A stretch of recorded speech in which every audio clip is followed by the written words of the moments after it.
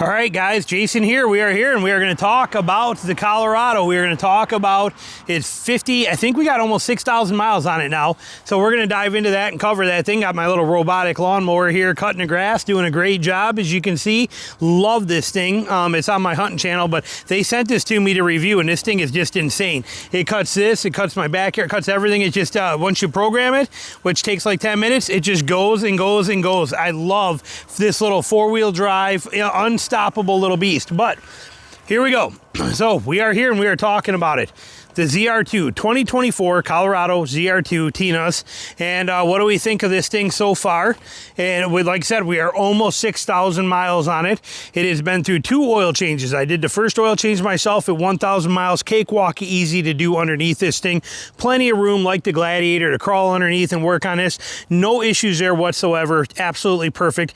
We took it in, had them do the 5,001, and they also rotated the tires. And Franklin, as always, does a great job. I even marked my tire, which I always do to see, and we have perfect rotation. Here's my mark still right there, and they rotated them exactly like we expected them to. So they did a great job there. Everything is perfect. This has got the Odero side steps, or Erdo, or however you say it, right here, that we put on, and they have been flawless. They are perfect, and they sit nice and tight to the frame. They're actually no lower than the rock rails that were on here. So it's a beautiful thing, but yet we now gain a step. We don't want to get ran over. There we go. We actually gain a step on there now too. So it's a very nice feature. And I have the original rock rails in one of my back garages. I got 2 garages back there, and I got them buried in one. And then that way I have them for when we ever go to sell this, if somebody wants the original rock rails. Tires have been flawless. I'm very impressed with these. These are the Goodyear Territory MTs, not standing for, that does not stand for mud terrain. It stands for maximum traction is what they designate these as. They are an all-terrain tire, and a pretty serious one, and they do a very good job. Again, only 5,000, a little over 5,000 miles on them, but I am impressed. The DSSV shocks, wow, they are flawless. We've had this in the dirt twice, nothing aggressive, basically just going and exploring some WMAs, couple of little mud holes, and a lot of washboard and a lot of rough washed out roads in the suspension. Flawless. The difference between how this rides through rough country versus how this rides through rough country, amazing, much slower. 15 mile an hour to get through without, losing your teeth and bouncing all over the place to get it through. 30 miles an hour through it, not a care in the world with a smile on your face. Big difference in the suspension here. There's no doubt about it. Suspension is amazing. However, that suspension is also very expensive to replace. These shocks on this one are a couple $100. These are like $5,000 or $6,000. So something you got to keep in mind there. But I love the wheels. The wheels are they're gorgeous, and they're easy to clean. They're quick and fast and simple to clean, which is something you guys have heard me say what I love about these. They're fast and easy to clean. The Toyota TRD wheels we have on the 4Runner. We still have the 4Runner. Tina has it, Bella's driving it right now for another 2 weeks till her husband gets that access to that work truck. So they're driving that right now as a second car. I hated cleaning those wheels. This one here, absolute dream. And everything has been fantastic on this thing. I don't have a whole lot of complaints. We don't, and in 6,000 miles, I'm very impressed with how the front is hold up. There's not any stone chips. We got bugs, but we don't have any stone chips on here, which is pretty impressive for this piano black plastic. We're doing pretty good. I got 0 complaints on there on how any of this is holding up on there and what we got going on with it. So it's been very good on the front end. I do wish that it actually had a bumper, something that I could push brush with. This doesn't stick out far enough compared to this. It'd be nice if it actually had like a real steel bumper on there that stuck out a little further, maybe even had a winch in it would be really nice. I wouldn't argue with that. But it's been excellent. Okay, truck's been absolutely, perfect in every kind of way. On the outside, I got 0 complaints on there. Some people talk about their cowl getting kicked out and things like that. I have not had that happen that I'm aware of. And so I'm not noticing any of that stuff on there, where any of that stuff has been a problem. Everything seems to be good, legit. I got no issues there on that kind of thing. So I've been real happy with what we're seeing here.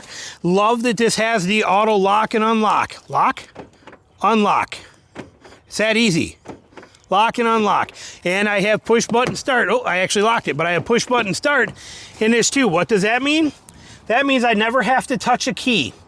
Okay, the key fob is in my pocket, and the key fob since we have bought this vehicle, never comes out of my pocket. The key fob for my Gladiator never comes out of my pocket, ever. I don't ever have to take them out, never once, the whole time I own it, because I can come up here and lock and unlock, and I can touch the push button, start in there. Love that feature. I do not want to go digging in my pockets, especially covered in mud, DEET, sweat, all that stuff for my pockets. These would get destroyed all the time and be covered in mud if I had to use a key. No, thank you. I like this system a lot better. So everything here has been great. This is that Most Parts tonneau cover, Most Plus Auto Parts tonneau cover. It is tight as a drum and does a fantastic job. It is the same type of setup as the Oerdo that I have over here on mine. It's pushing almost 2 years old, year and a half old, same type of setup. It is flawless and it is simple in all function on it. Damp tailgate, we love it. This is how we got it set up in here. But again, this is nice. Hit this lever and it rolls, and it's just quick and easy to roll, quick and easy to put down. My ZR2 does not have bed lights. We do not get any bed lights in here. I added this Olight one right here, and this thing is amazing. Okay, you just hit the button on the side and on it comes, and when you're done, you hit it again. It's got all these different modes, but we leave it in that mode and on and off. It's magnetic and it's clippable. So we clip it right on here, and I just clip it right there, and that's where it sits. And it works like a champ. When I want it on, I come over here, I hit the side of it, and we have full bed light in the back end, and it does an excellent job. So I got zero complaints. Hit it, it's done. Sweet, simple, and easy. So perfect setup there. Now in the bed, what we did here, we have the Last Fit. This is made by Last Fit. This is their custom fit liner. It is ultra lightweight. Okay, that's the beauty of this thing. It weighs next to nothing. So it's not adding weight in the bed of your truck. That's a beautiful thing, and it fits between the rails perfectly, which is very nice. I mean, this is a sweet, custom designed, almost like your floor mat type material bed mat in here, and it does a very good job. We use a jet sled in here. Jet sled's what we use to put groceries or anything we want to, and it's just like a movable shelf. Like I said when I did that video, you could put two full-size jet sleds next to each other and basically have it almost be like a deck system. If you were to put three, you got three of those spots right there, you can put three boards across that, put a plywood on there, and actually run your jet sleds underneath of it and have basically a deck system for next to nothing. Okay, beautiful how they give you and integrate those into there on there for you so as well too. We have tie downs high and low in all corners. It's the best there is for that. That's absolutely fantastic. People are like, yeah, well, okay, you can't fit a piece of plywood in it. You can most definitely. See the wheel wells right there, and then you see this little clamp right here. You can take this, put this tailgate up, and you feed this into here, and that is designed to now have a line up perfectly to have plywood go from here and right across the wheel wells and get plywood in here. You have that feature, so it's a nice option if you want to. I just don't understand the fascination with carrying a dang sheet of plywood. God, there's so many ways to carry a sheet of plywood, and you carry them like 3 times in your entire year. You know, I don't understand the fascination with having to be able to set a piece of plywood in, but you can do it in here for you if you want to, and that's the bed setup. Now, we love this Stolex. God, the Stolex is amazing. This thing is worth its weight in gold. Look at this thing. And it's waterproof. It gets a little moisture and humidity will seem to seep its way into there, but for the most part, everything stays pretty dry. Tons of room in here. We got everything we need gear-wise, stuff like that in here. Tons of extra space. This is just a towel we use for whatever, but love the setup in here. This is this Stolex part.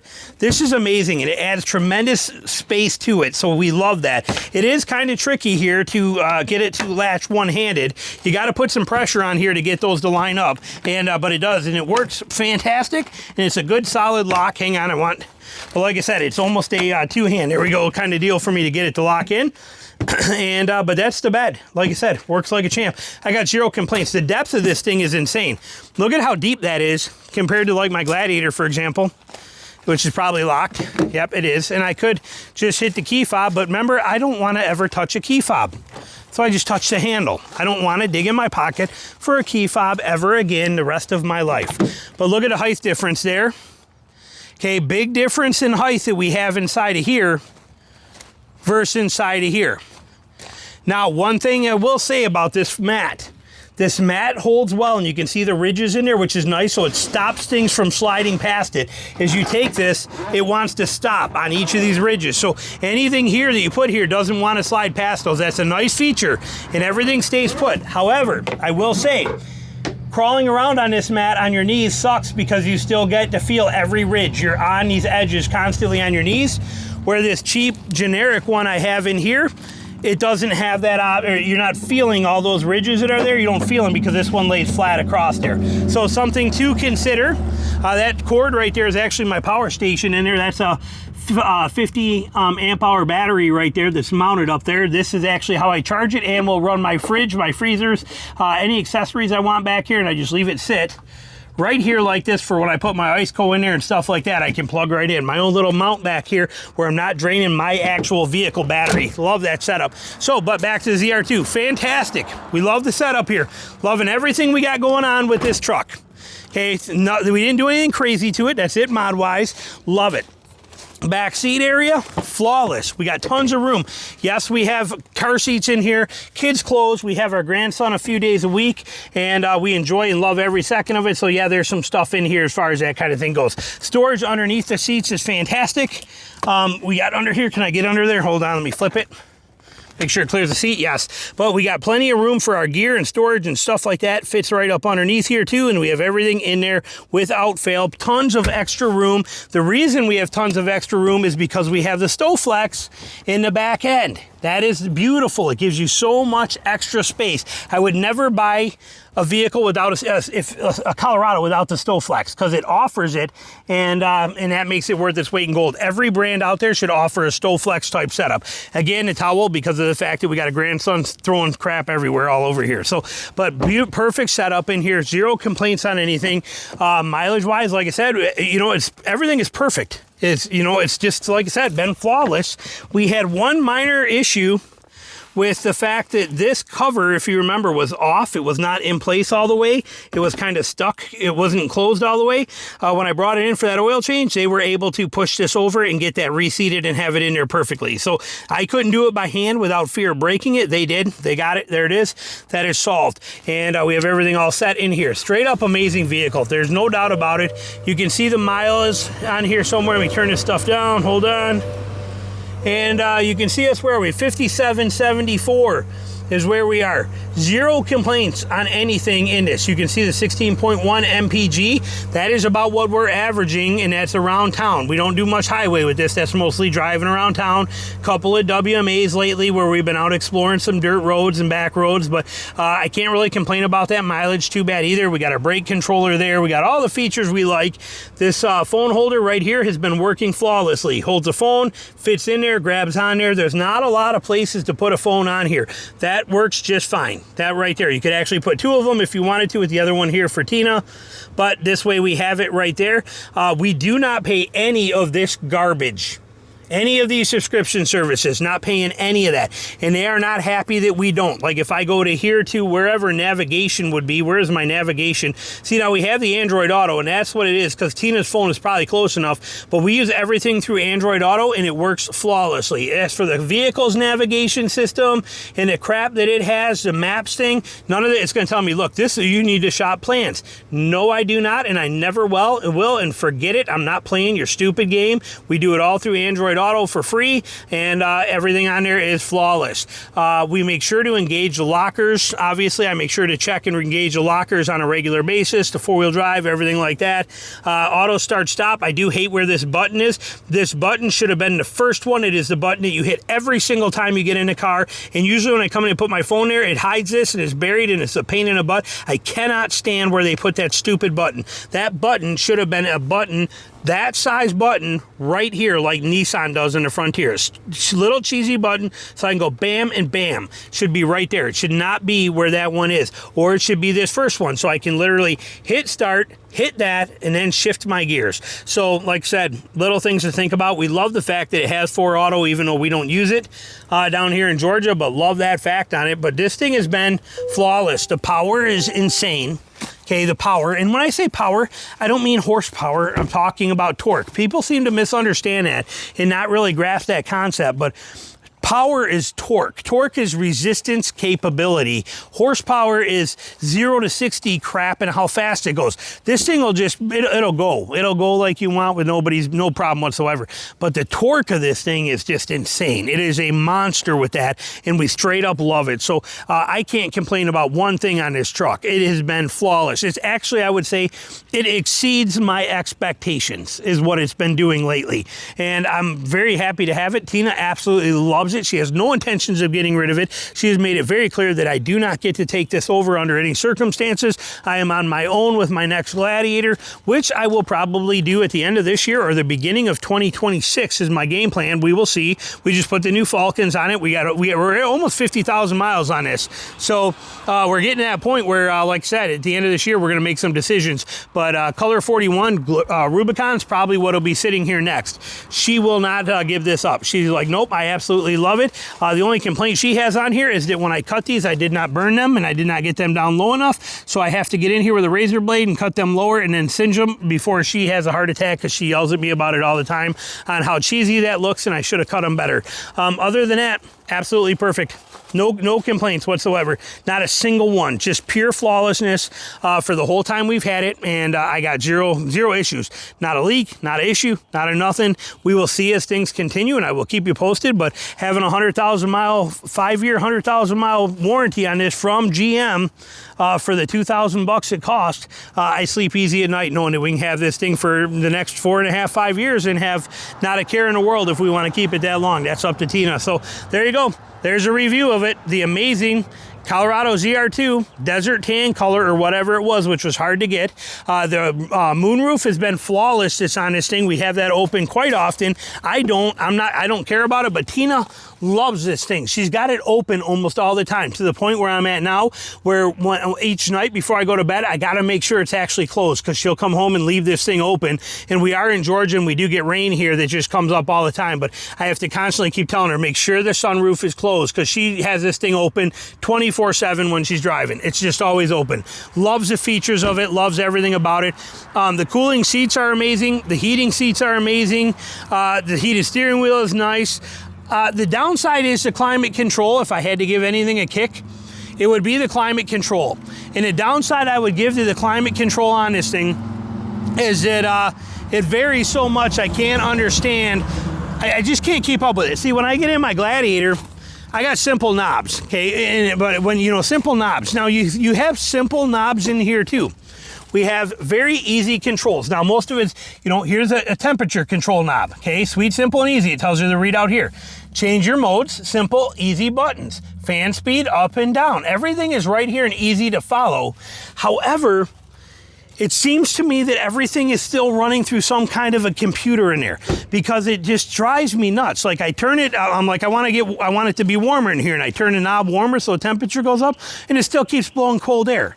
Okay, until I go way too far, or until I do something different, or if I always fighting with the climate control in this thing. It's always annoying me on what it's doing in there. More than I've never had another vehicle that annoys me climate control as much as this one does. I wish it was like my Gladiator, where there was no computer input into it, so that basically when I get in and I hit the fan speed and I put it on defrost or floor or whatever I want, and it stays there. And if I want it warmer, I turn it to warmer, and it gets warmer a little bit. If I'm too hot, I turn it to cooler. If I want more fan speed, it does exactly what I want it to. This one seems to still use some kind of computer integration that is very, very annoying, and it just doesn't agree with me. That would be my only complaint on this thing. So there you go, little review of it. That is our almost 6,000 mile review. Any questions, comments, anything you got, put them down below. And as always, thanks for watching.